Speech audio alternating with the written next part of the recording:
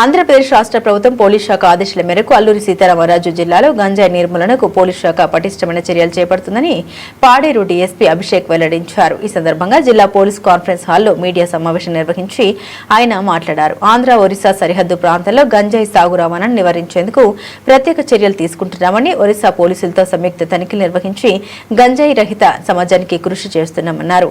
ఒరిస్సా సరిహద్దుల నుండి అల్లూరి సీతారామరాజు జిల్లాకు సంబంధించిన పలు రహదారుల్ని గుర్తించడం జరిగిందని, ఆ రహదారుల్లో నిఘా వ్యవస్థ నిత్యం పనిచేస్తుందని అన్నారు.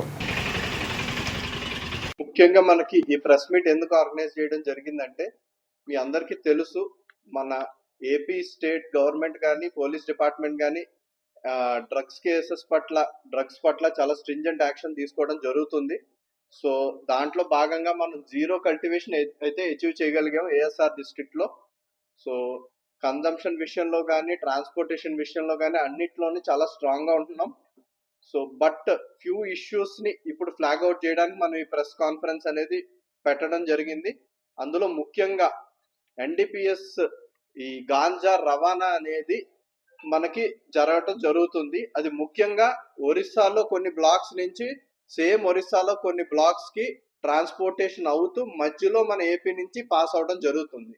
సో ఈ రూట్స్ ఫర్ ఎగ్జాంపుల్ మీరు చూసినట్టయితే ఈ మధ్య 2-3 మనం డ్రగ్ బస్ ఇట్లాగే చేయడం జరిగింది.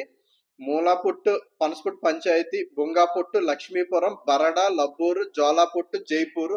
సో ఈ రూట్ గుండా మనకి ఈ గాంజా ట్రాన్స్పోర్టేషన్ అనేది ఈ మధ్య లాస్ట్ మంత్ 2-3 కేసెస్ అనేది మనకి కనపడడం జరిగింది. సో దీని ప్రకారం ఏపీ పోలీస్ అయితే చాలా స్ట్రింజెంట్ యాక్షన్ మనకి తీసుకోవడం జరుగుతుంది.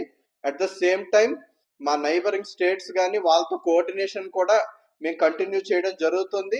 But we request all stakeholders to take active role and curb the ganja అనేది మన భవిష్యత్తుకి చాలా దుష్ప్రభావం కలిగించేది. ఈ విషయంలో నైబరింగ్ స్టేట్స్ కానీ స్టేక్ హోల్డర్స్ కానీ ఇటువంటి రూట్స్ లో గాంజా రవాణా అనేది జరగకుండా చేస్తారు అని మేము కూడా మనస్ఫూర్తిగా కోరుకుంటున్నాం. Thank you all. Forward link, backward link ఇటువంటి అన్ని అక్కడే ఉన్నాయి కాబట్టి మనకి వాళ్ళ దగ్గర నుంచి cooperation and stake holders involve అయిన వాళ్ళందరూ కూడా యాక్టివ్ రోల్ తీసుకోవాలని చెప్పి మనం స్ట్రెస్ చేయడం ఇప్పుడు జరుగుతుంది. ఎందుకంటే మన దగ్గర కల్టివేషన్ అనేది ఇంకా లేదు, మనకి జరుగుతుంది ఇటువైపు రవాణా, ఇటువైపు కూడా మన చెక్ పోస్ట్ అన్ని చాలా స్ట్రాంగ్ అవటం వల్ల ఇటువైపు జరగట్లా, బట్ అక్కడక్కడ జరుగుతుంది ఆ బార్డర్ స్ట్రెచ్ లో. సో దానికి సంబంధించి మనం ప్రెస్ కాన్ఫరెన్స్ ఇచ్చి మనం హైలైట్ చేయాలి అన్న ఉద్దేశంతో ఇది పెట్టడం జరిగింది. ఖచ్చితంగా చాలా బాగా సహకారం ఉంది మనకి.